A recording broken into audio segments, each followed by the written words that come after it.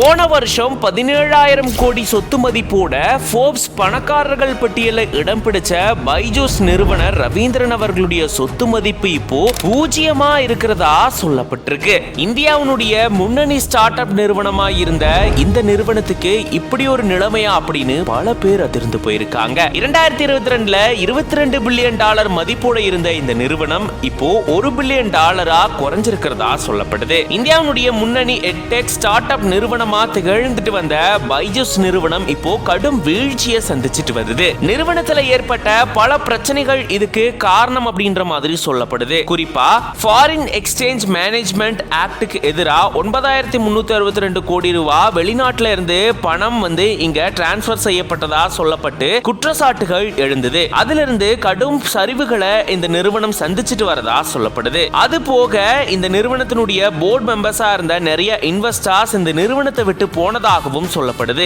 இதனாலேயும் கடும் நஷ்டம் ஏற்பட்டதாக கூறப்பட்டு வந்தது. இந்த சூழல்ல தான் கடந்த ஆண்டு ஃபோர்ப்ஸ் நிறுவனம் பணக்காரர்கள் பட்டியலை வெளியிட்டிருந்தாங்க. அதுல இந்த நிறுவனத்தினுடைய நிறுவனர் ரவீந்திரன் அவர்களுடைய சொத்து மதிப்பு கிட்டத்தட்ட 17,000 கோடி ரூபாய் அப்படின்னு சொல்லப்பட்டிருந்தது. இவரும் அந்த பணக்காரர்கள் பட்டியல்ல இருந்தாரு. ஆனா இந்த வருடம் அந்த பணக்காரர்கள் பட்டியல்ல இவருடைய பெயர் இல்ல.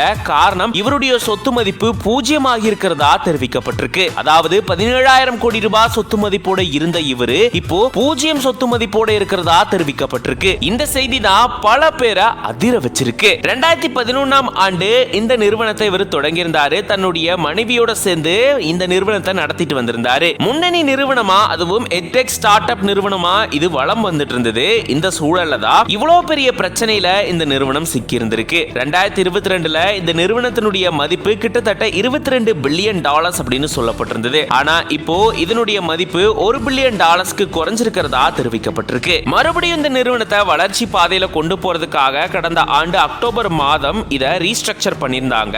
அதாவது 500க்கும் மேற்பட்ட ஊழியர்களை பணி நீக்கம் செஞ்சிருந்தாங்க. இருந்தாலுமே இந்த நிறுவனம் தொடர்ச்சியா கடும் சரிவை சந்திச்சிட்டு வரதா சொல்லப்படுது. கடந்த ஓராண்டுக்குள்ள மட்டுமே கிட்டத்தட்ட 1000க்கும் மேற்பட்ட ஊழியர்களை இந்த நிறுவனம் பணி நீக்கம் செஞ்சிருக்கிறதா சொல்லப்படுது. இந்த சூழல்ல தான் இவருடைய சொத்து மதிப்பு இப்போ பூஜ்ஜியமாக இருக்கிறதா தெரிவிக்கப்பட்டிருக்கிறது பெரும் அதிர்ச்சியை ஏற்படுத்தியிருக்கு. உபேர் ஆட்டோவில் சென்றவருக்கு பகீரென வந்த மெசேஜ். தெருகோடியில் இறக்கிவிட கூறியவருக்கு 7 கோடியில் பில் வந்ததால் பேரதிர்ச்சி. டெல்லியின் நொய்டாவில் உபேர் ஆட்டோ மூலமாக தீபக் என்பவர் ஆப் மூலமாக புக்கிங் செய்து வாடகைக்கு சென்றிருக்கிறார். ஆட்டோவை புக்கிங் செய்த போது 62 ரூபாயாக இருந்ததாம். ஆட்டோவில் இருந்து இறங்கிய போது 7 கோடியே 66 லட்சம் என பில் மெசேஜ் வந்ததாம். அது மட்டுமல்லாது அவர் சென்ற இடத்தில் காத்திருந்த நேரம் என 5 கோடியே 99 லட்சம்